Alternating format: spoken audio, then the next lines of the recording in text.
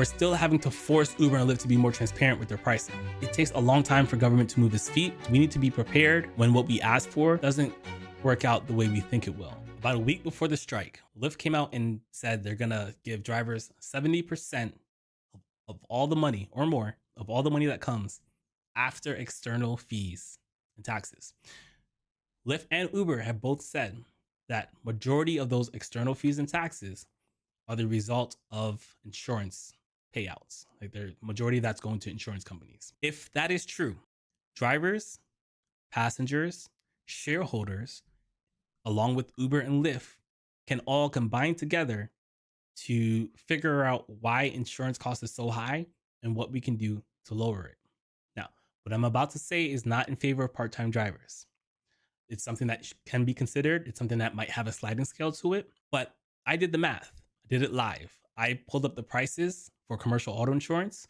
For me, it was like $450 to about $550 a month for commercial insurance. But I suspect that if I were to pay for my own commercial insurance and Uber and Lyft had to stop paying for commercial insurance, their government mandated to do so, I believe I will make more money in the long term by paying for my own insurance than Uber and Lyft taking money out of our checks to pay for insurance. Uber sent an email out to one of the viewers here, someone in the community. So he sent me the screenshot from Uber, and I'm going to read it to you right now. Did you know that all 50 states, including Florida, require commercial auto liability insurance in addition to personal auto insurance for you to earn money driving on platforms like Uber? These important laws help keep everyone on the road safe, which is why Uber maintains this commercial insurance on your behalf, so you don't have to pay for it on your own.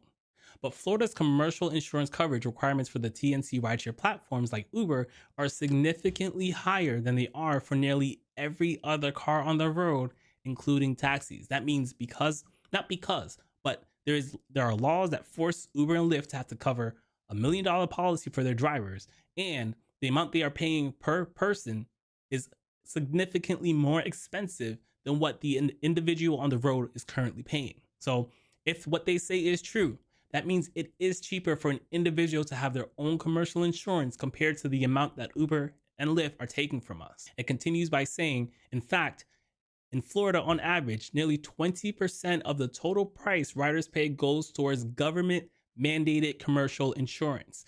These costs have gone up a lot in the last few years, partly due to the rising cost of injury attorneys abusing the court system with the barrage of personal lawsuits. I did have a story lined up in here where Uber was countersuing some law firms that were kind of dragging things out in court and making it more expensive for them.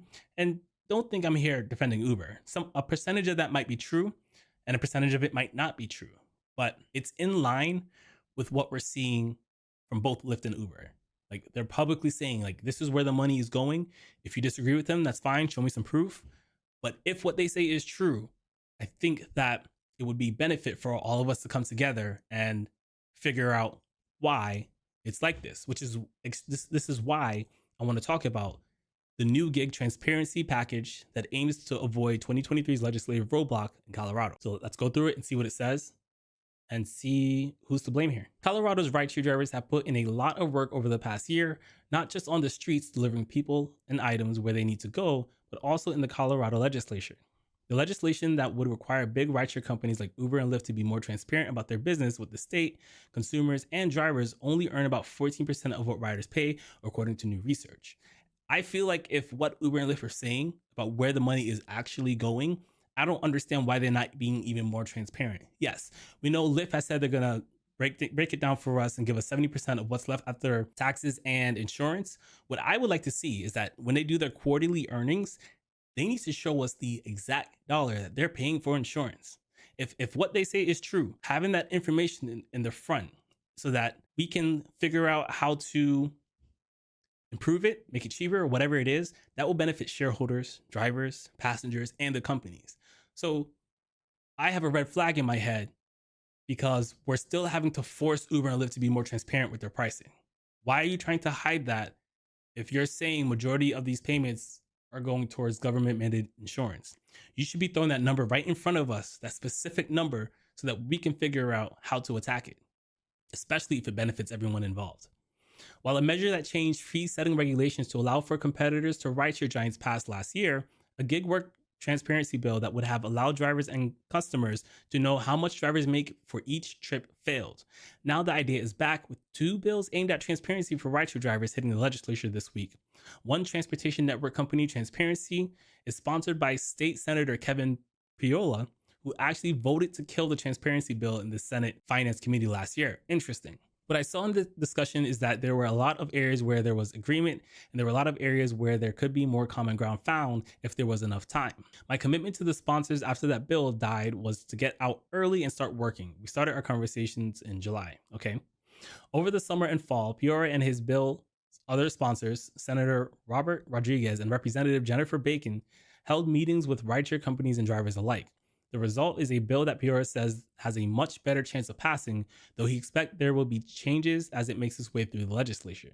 Colorado Independent Drivers United, a union of rideshare workers vying for better conditions for drivers in the state, has pushed for transparency on the driver pay, trip distance, and driver deactivations, which they say occur randomly and lead to drivers unfairly losing their livelihood. This has been addressed already.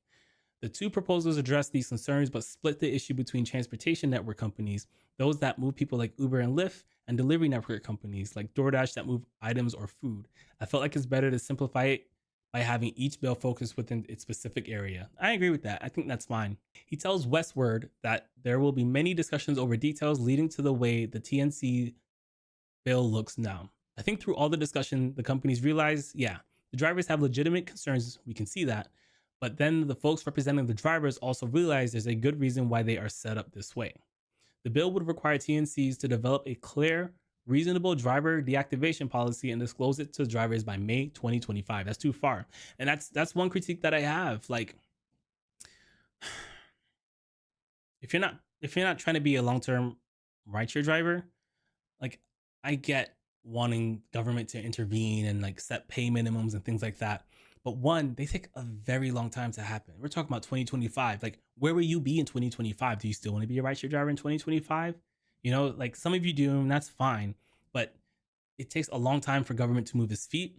And then on top of that, just because government moves its feet and gives us what we're asking for doesn't mean the outcome will be what we think it is. And we're seeing that in Seattle, where they've introduced this minimum pay floor. And now so many more people are driving and delivering food that now while yes, when someone takes a delivery, they're making more money, but they're not having as many deliveries to take. So they're making a good amount of money per active time. When it comes to the amount of online time they put in to make the same amount of money, it's more time. So it doesn't always happen the way we think it will because we're disrupting supply and demand. Does that mean that we shouldn't try to make changes? That's not what I'm saying.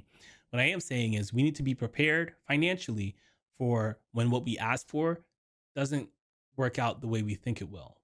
That's all I'm saying.